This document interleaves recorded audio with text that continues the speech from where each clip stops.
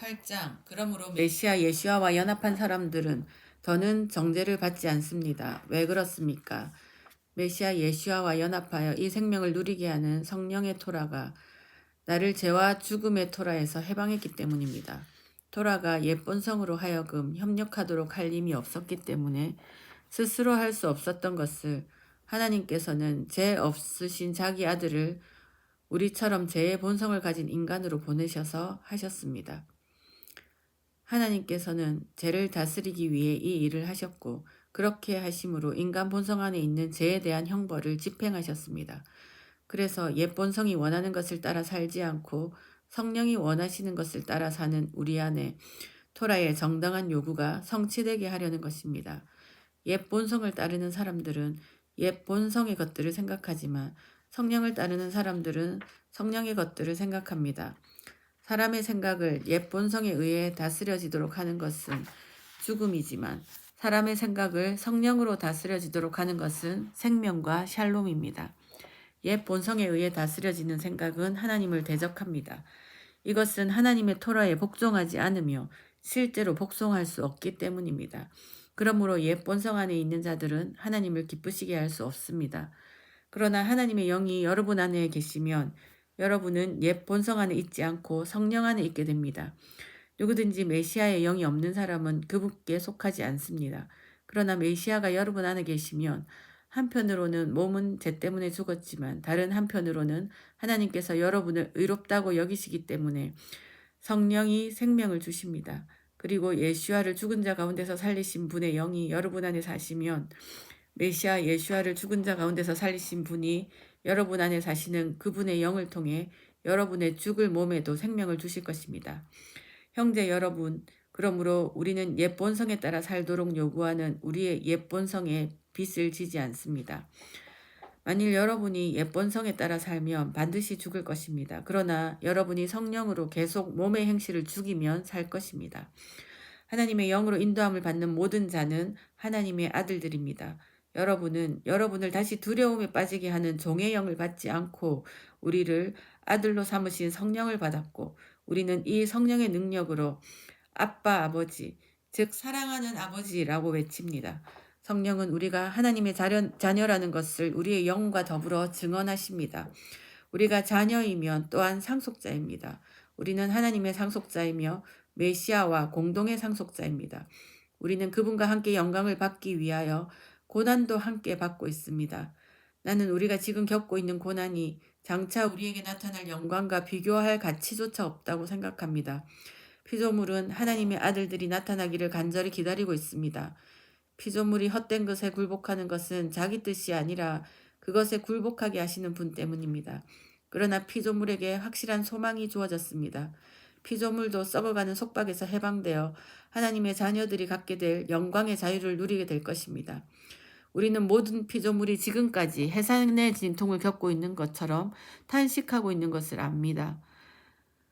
그뿐 아니라 성령의 첫 열매를 가진 우리도 아들이 되기를 간절히 기다리며 즉 우리 몸이 구원받아 자유롭게 되기를 기다리며 속으로 탄식하고 있습니다. 우리는 이 소망 안에서 구원을 받았습니다. 그러나 만일 우리가 소망하는 것을 본다면 그것은 소망이 아닙니다. 누가 이미 본 것을 소망하겠습니까? 그러나 우리가 보지 않은 것을 계속 바란다면 우리는 여전히 인내하며 더욱 간절히 기다립니다. 마찬가지로 성령은 우리의 연약함을 도우십니다.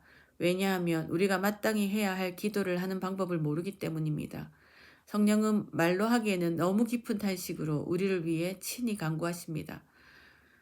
마음을 살피시는 분께서 성령이 생각하는 것이 무엇인지 정확하게 아시는데 이는 하나님의 백성을 위한 성령의 간구는 하나님의 뜻과 일치하기 때문입니다. 또한 우리는 하나님께서 하나님을 사랑하고 그분의 목적에 따라 부르심을 받은 사람들의 유익을 위해 모든 것이 함께 일하도록 하신다는 것을 압니다.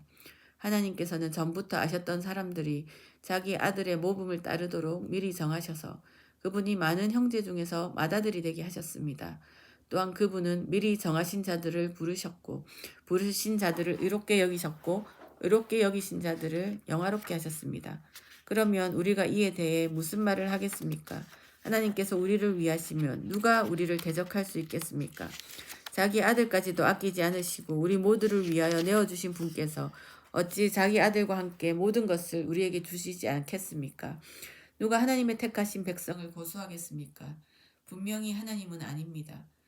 그분은 그들을 의롭게 여기시는 분입니다.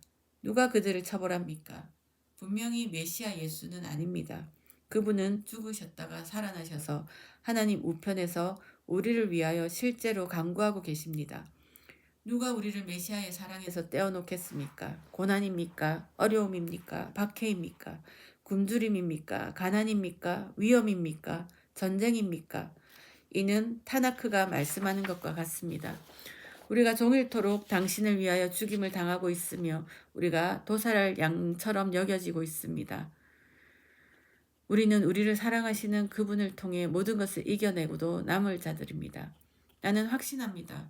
죽음도 생명도 천사들도 하늘의 다른 통치자들도 현재 존재하는 것들도 다가올 것도 위에 있는 권세들도 아래에 있는 권세들도 다른 어떤 피조물도 우리 주 메시아 예수를 통해 우리에게 오는 하나님의 사랑에서 우리를 떼어놓을 수 없습니다. 9장 나는 메시아께 속한 자로서 진실을 말하고 거짓말을 하지 않습니다.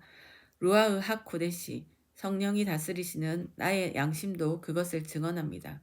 그것은 내게 큰 슬픔이 있고 내 마음에 그치지 않는 고통이 있다는 것입니다. 나의 형제, 곧 나의 혈육을 도울 수만 있다면 나 자신이 하나님의 저주를 받아 메시아로부터 끊어져도 좋습니다. 그들은 이스라엘 백성입니다. 그들은 하나님의 자녀가 되었고 쉐키나 하나님의 영광스러운 임재가 그들과 함께 있고 언약들이 그들의 것이며 토라를 주신 것과 성전 봉사와 약속들도 그들의 것이며 족장들도 그들의 것입니다. 그리고 육체적 혈통에 대해서는 그들로부터 만물 위에 계시는 메시아께서 오셨습니다. 영원히 아도나이를 찬양합니다. 아멘. 그러나 이스라엘의 현재 상태는 하나님의 말씀이 실패했음을 의미하지 않습니다. 이는 이스라엘 자손이라고 해서 진정으로 이스라엘의 일부는 아니기 때문입니다. 진실로 모든 자손이 아브라함의 씨는 아닙니다. 오직 너의 씨라고 불릴 자는 이츠하크에게 있을 것이다 라고 말씀하셨습니다. 다시 말해 육신의 자녀가 하나님의 자녀가 아니라 약속이 말하는 자녀가 씨로 간주된다는 것입니다. 그 약속이 말한 것은 이렇습니다.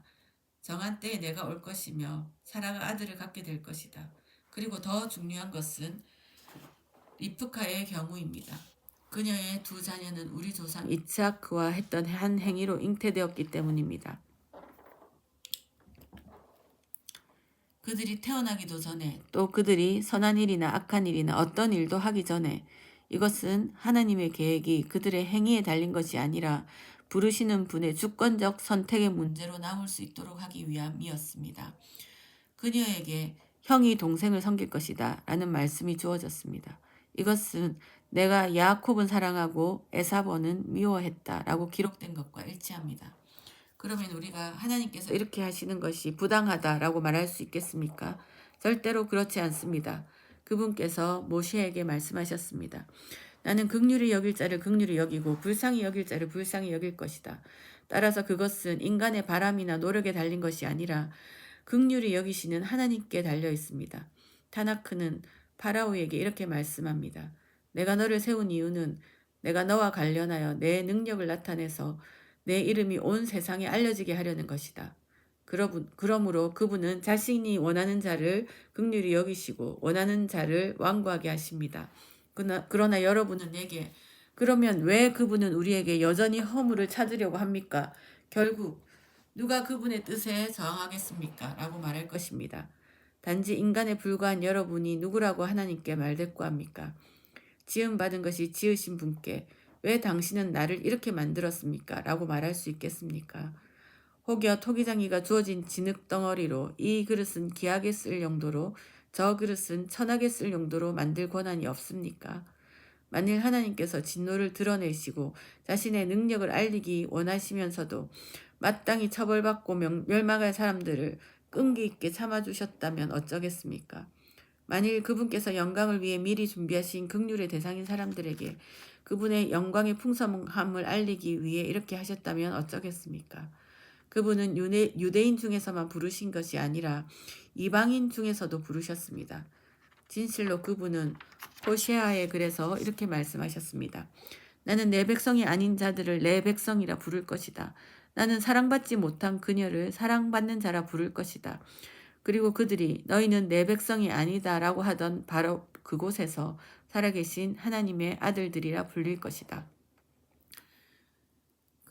그러나 예샤야후, 이사야는 이스라엘 두고 이렇게 외칩니다. 이스라엘 사람의 수가 바다의 모래처럼 많을지라도 남은 자만 구원받을 것이다. 이는 아도나이께서 땅에서 그분의 말씀을 확실히 지체하지 않고 성취하실 것이기 때문이다. 또 예샤야후, 이사야가 앞서 말했습니다. 아도나이 째바옷, 만군의 주께서 우리에게 씨를 남겨두지 않았으면 우리는 스돔같이 되었을 것이고 아모르와 같이 되고 말았을 것이다. 그러므로 우리가 무슨 말을 하겠습니까? 이것은 이방인들이 의를 위해 노력하지 않았음에도 의를 얻었다는 것입니다. 그러나 이것은 믿음에 근거한 의입니다. 하지만 이스라엘은 의를 제공하는 토라를 계속 추구했음에도 토라가 제공하는 것에 이르지 못했습니다. 왜 그렇습니까? 그들은 믿음에 근거한 의를 추구한 것이 아니라 율법주의적 행위에 근거한 의를 추구했기 때문입니다. 그들은 사람들을 넘어지게 하는 돌에 걸려 넘어졌습니다. 이것은 타나크가 말씀하는 것과 같습니다.